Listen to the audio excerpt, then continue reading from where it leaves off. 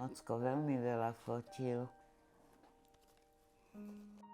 Vidím, aj auto ste mali? Áno. Aj že boli aj pekné chvíle. No však určite boli, samozrejme.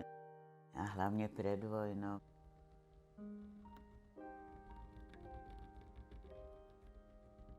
Aha, toto je pred obchodom. Áno, To je pekná áno. fotka.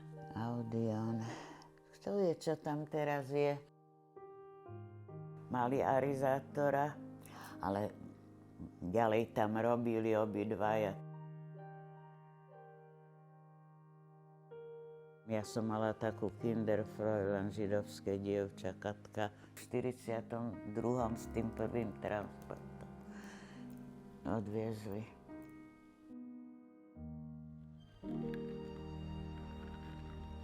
Vypuklo povstanie a vtedy sme museli už aj odísť z Mikuláša. Taký zrub to bol. To bola v 44.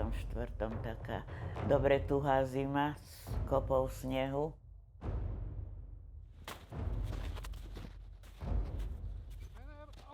Tam v lese prebiehali zrejme aj nejaké prestrelky a boje, ale ja si to nepamätám.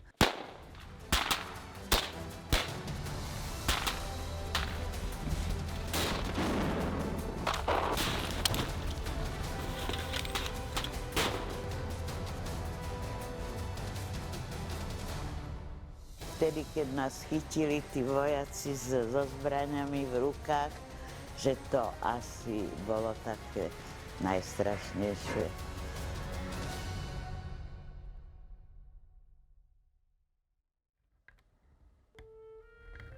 My sme išli do Terezína, ženy išli, myslím, do Ravensbrücku a muži do Oranienburg, Sachsenhausen.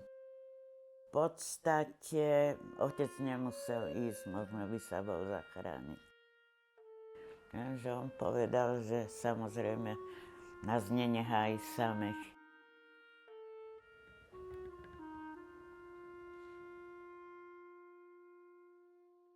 Nikdy sme o tom nejak doma nehovorili. A nikdy mama o tom, tak zrejme to bolo pre ňu ťažké. Vďaka tebe som sa dožila takéhoto dňa.